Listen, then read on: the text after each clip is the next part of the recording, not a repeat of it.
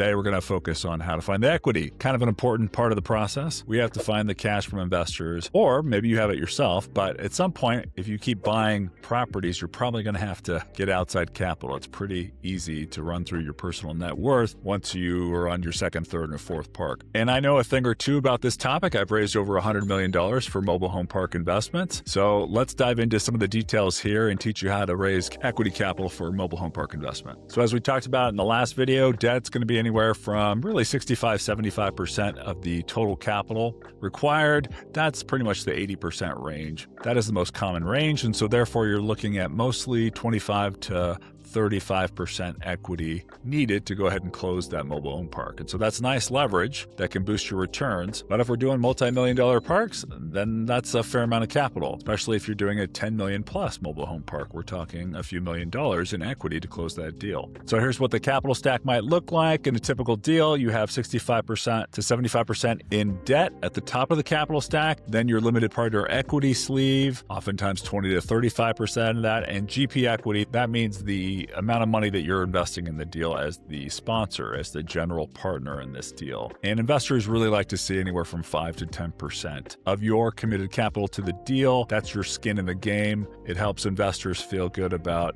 your commitment to the deal, your belief in the deal, and so it's easier to raise money from limited partners if you are writing a check into this property because they just feel better about their investment. And so on the right here, we have an example breakdown of the sources and uses is what this is called. The senior debt on a $3 million deal might be $2.1 million. You got your limited partner check, your co-investment as the general partner, and then closing costs on a $3 million deal, unfortunately, could be quite high. If it's a seller-financed loan, it might only be $25,000, $30,000, but it can get up into the $100,000 range if you're using Wall Street lenders, and they have their lenders you have to pay for, unfortunately. And so you want to be mindful of your closing costs when you're sketching out how much equity capital you're going to need to raise. Okay, where do you find this equity capital? Where do you find these limited partners to invest in your mobile home park deal? Well, the most common source is typically your friends and family. You pass the hat around, you tell your network what you're up to, you find a unique deal, and hopefully they back you and they trust you that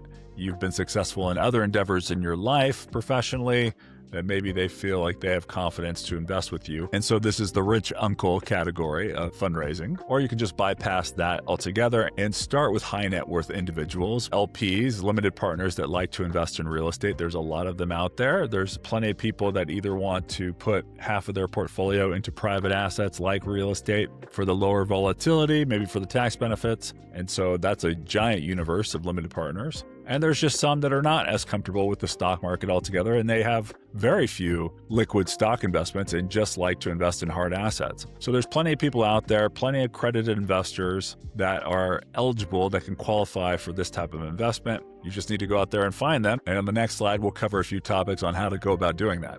All right, next, investor networks, clubs. There's a lot of local real estate investment clubs that network, usually meetings once a month, and a few people will go up and talk about a particular topic within real estate investing. This is a great opportunity to network, to meet people with common goals. You oftentimes will find mentors and people that you ask advice of who ultimately end up writing checks for you if they like your deal, if they like you as a person. And so this is usually a great source to start building up your investor network base. Family offices and institutions. This group of investors is tough to break into as a first-time operator. You would probably want to partner with somebody that is an existing operator. Maybe you tie up a deal and you bring it with another partner who has experience, and then you would present this to more of an institutional type of investor like this category, because they're not going to want to do small deals. They're going to need to do 10 million plus type of properties typically to make it worth their while. And really, institutions and most private equity funds and large institutions want to do 30 million plus deals. So this one's a little bit trickier, but they're certainly out there. And many of these institutions want to get more and more exposure to the space, but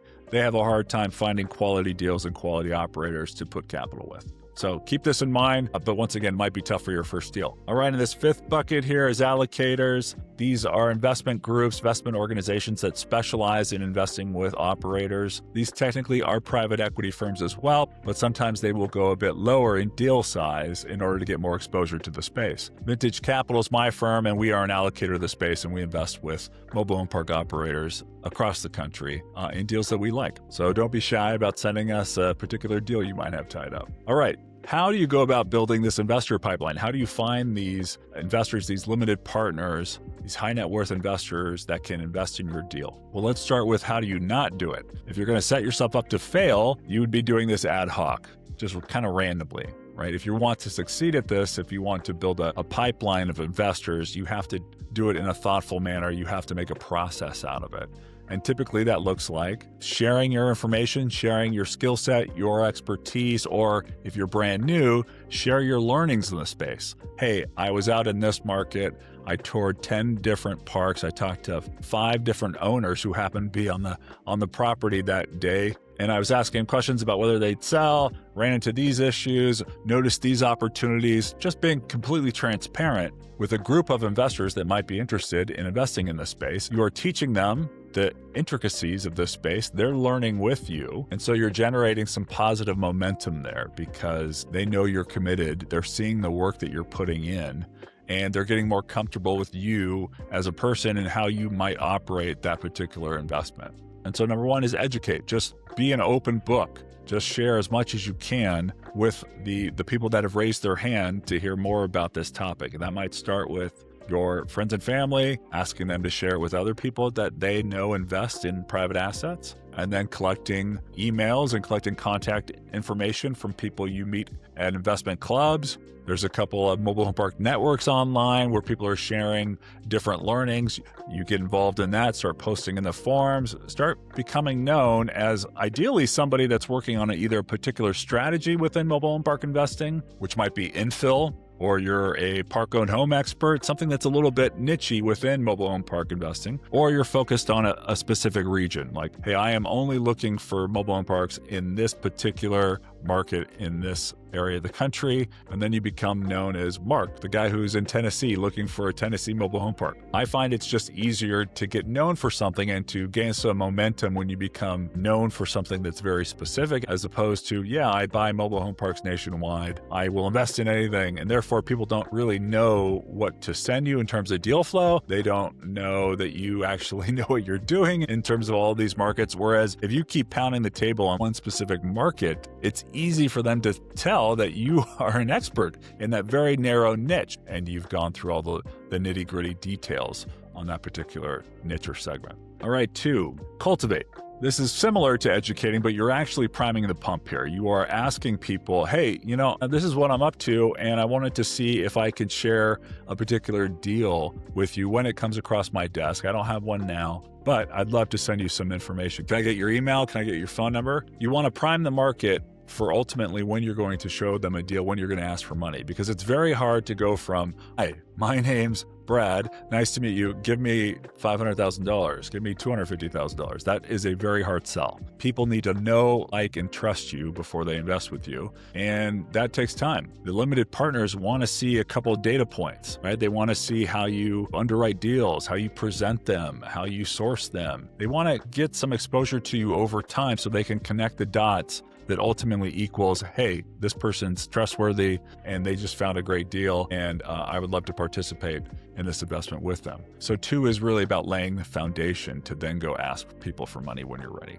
And then this might even include preparing a pitch deck that talks about the type of specific strategy or that market that you're really laser focused on, in addition to some broader topics within mobile home park investing that you can share with these individuals ahead of time. Therefore, they're looking at something and they're considering what it would be like to invest with you, to work with you well in advance of when you're ultimately asking them.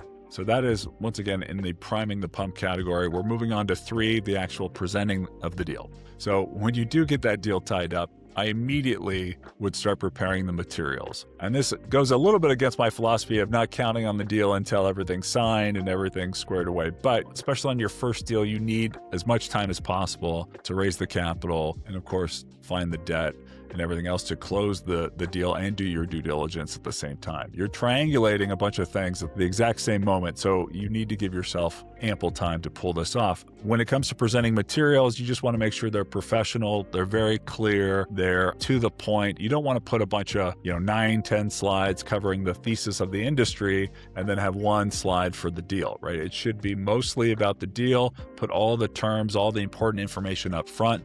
Don't take for granted that people are going to read everything that you send them. A lot of people skim. So you want to put the important stuff up front, very clear, make it easy for them to say yes to you. Make it very obvious that you've done your due diligence on this deal. You've underwritten it thoroughly. You've considered the risks. Be upfront with those risks. Say, hey, look, here's where this thing can go horribly wrong. Here are the mitigants to that. Here's how I think about the risk versus the reward and why I still want to move forward with the deal. And I am envious of people out there now that are getting started in this space. From an underwriting standpoint, you have an amazing analyst at your fingertips now with AI. Make sure you're running your model through a couple different AI platforms to make sure that your numbers are tying out. There's no obvious mistakes. They'll also help you with formatting, making it look professional within a deck. So I'm definitely envious of that, having been an analyst for many, many years in commercial real estate. And last point in this, that you don't need to create some beautiful piece of artwork here. You're not trying to present the most beautiful deck that's ever been created. You don't want to be spending all of your time doing that.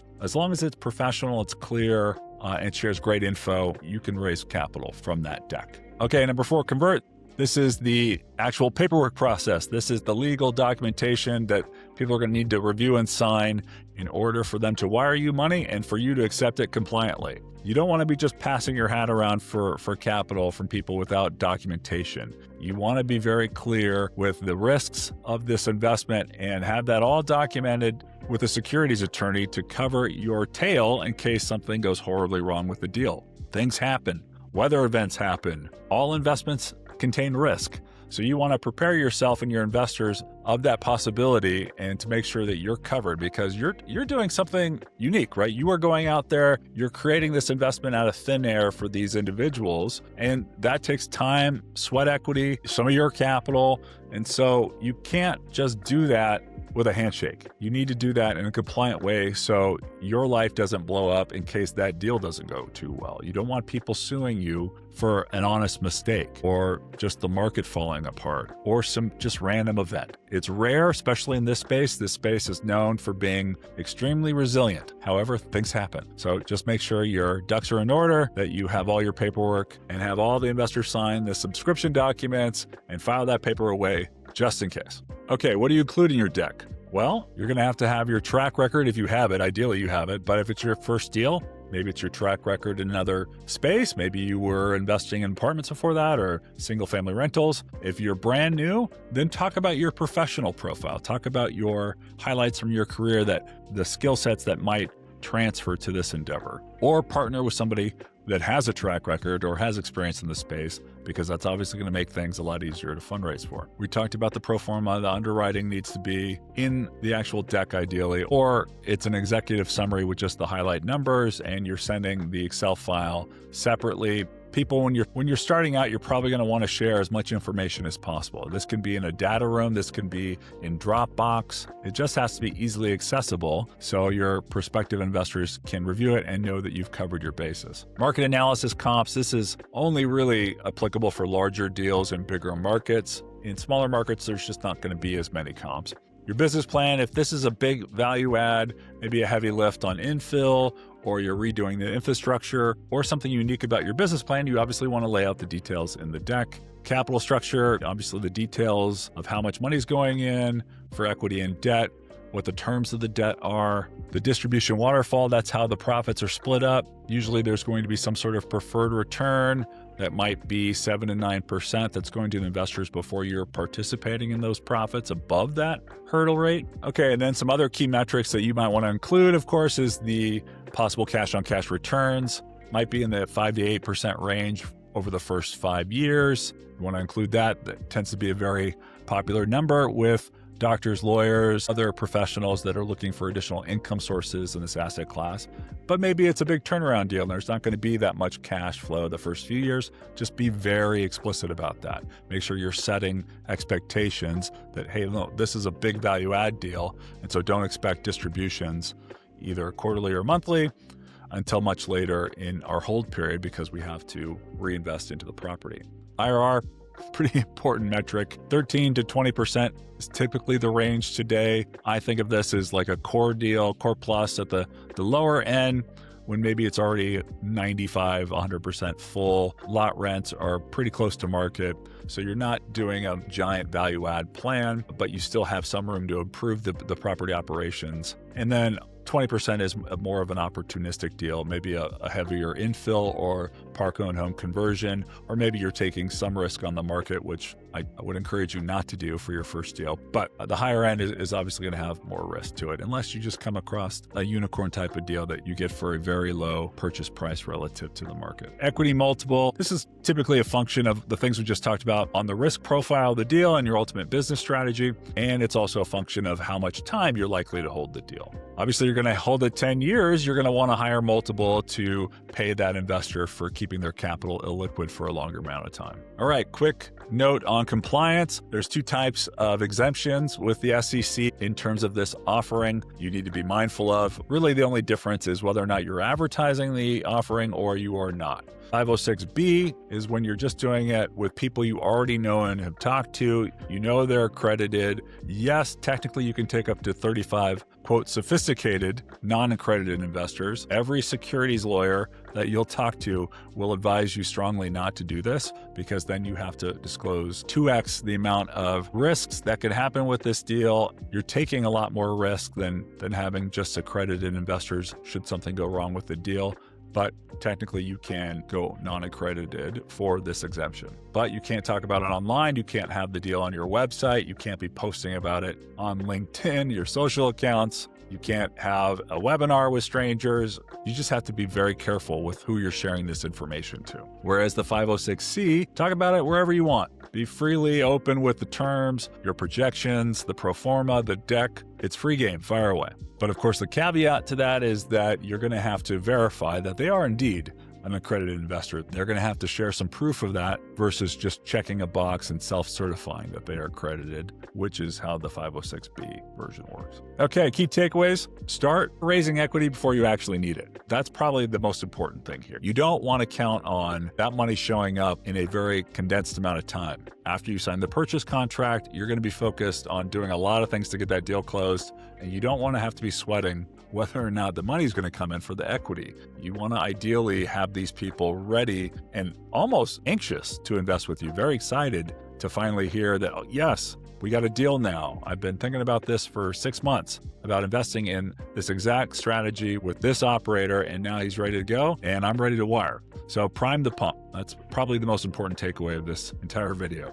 Choose your exemption wisely. Talk to securities lawyers. Do not try to vibe code your securities documents. I would make sure you have a professional involved. Maybe they will agree to just review what you've prepared. I think the world's probably going that direction, right? Where AI prepares the documents and then an expert professional signs off on it.